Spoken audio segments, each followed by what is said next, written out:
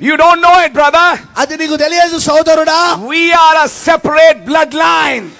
మన ఒక ప్రత్యేకమైన రక్తరేఖ ఉన్నాము. Why are we doing this?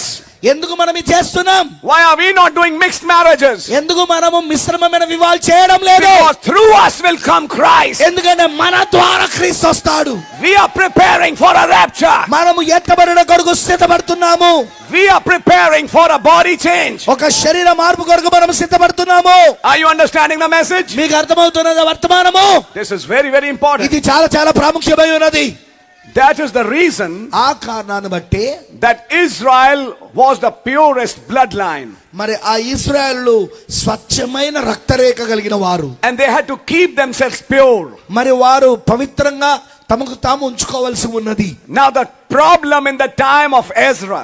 అయితే ఎజ్రా సమయానికి వచ్చినప్పుడు సమస్య ఏంటంటే Israelites were marrying other girls. yes ఇశ్రాయేలులు వేరే అమ్మాయిలను అన్యురాలైన అమ్మాయిలను వివాహం చేసుకోవడం మొదలుపెట్టారు. Mixed marriages had started in the people who had come out of Babylon. బబులోను నుండి బయటికి వచ్చిన జనుల మధ్యలో ఇదిగో మిశ్రమమైన వివాహాలు ప్రారంభమైనాయి. Now listen, this has a physical meaning.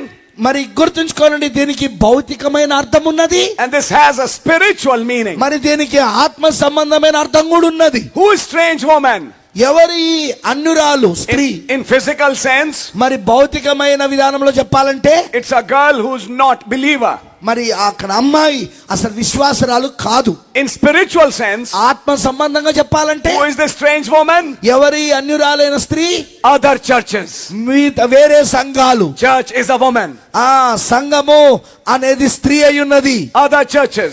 వేరే సంఘాలు. Do you know there is a great harlot today? మరి మీకు తెలుసా ఈ రోజు మహావేష ఉన్నది? And do you know that harlot has daughters? మరి మీకు తెలుసా మహావేషకు కుమార్తెలు ఉన్నాయి? Can a believer mingle with them?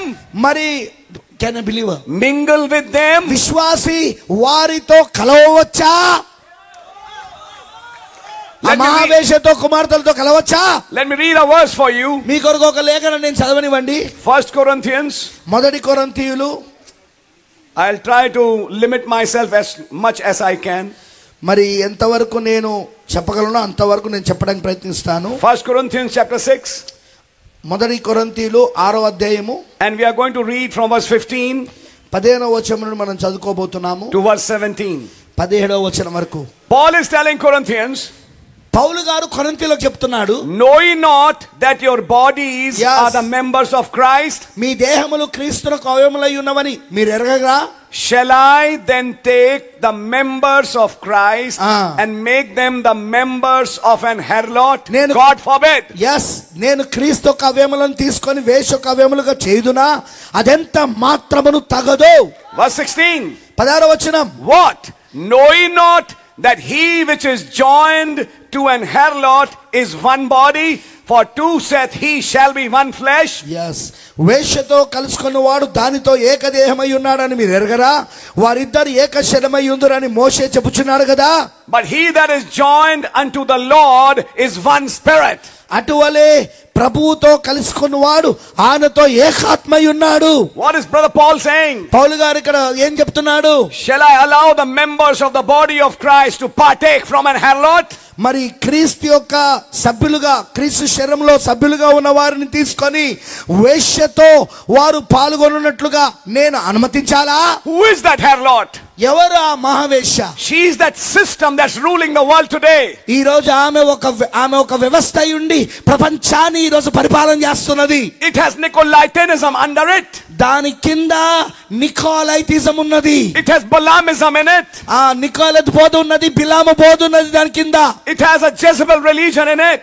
దాని లోపట యెజబెలు మతం ఉన్నది. We don't have time to go on those details. వాటిని వివరంగా వెళ్ళడానికి మనకు సమయం లేదు. Now shall I take the members of the body of Christ? మరి క్రీస్తు యొక్క అవయములను తీసుకొని సభ్యులను తీసుకొని and let them partake with them? వారితో నేను కలపవలనా? partake in those doctrines? ఆ సిద్ధాంతాలలో నేను వారిని కలపవలనా? then in physical sense, ఇంకా భౌతిక విధానంలో చెప్పాలంటే can they marry such people? అలాంటి అలాంటి వ్యక్తులతో నేను వారికి వివాహం చేయాలా? Can I take the members of Harlot? ఆ యొక్క వేశ్య యొక్క సభ్యులుగా నేను వారిని చెయ్యాలనా? Same thing Ezra is doing, Paul is doing. మరి ఏదైతే ఎజ్రా చేస్తున్నాడో పౌలు గారు కూడా అదే చేస్తున్నాడు. What is he trying to tell? ఆయన ఏం చెప్పడానికి ప్రయత్నిస్తున్నాడు? Separate yourself. మిమ్మల్ని మీరు వేరు చేసుకోండి. You are a pure people. మీరు స్వచ్ఛమైన ప్రజలు.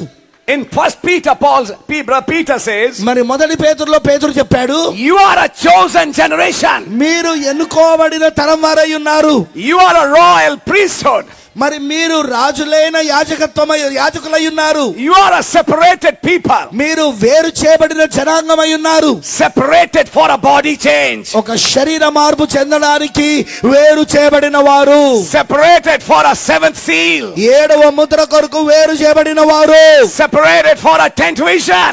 గుడారపు దర్శనం కొరకు వేరు చేయబడిన వారు. Separated for a 3rd pole. 3వ ఇడుపు కొరకు వేరు చేయబడిన వారు. Don't mix with the Gentiles. మీరు అన్యజనులతో కలవకూడదు.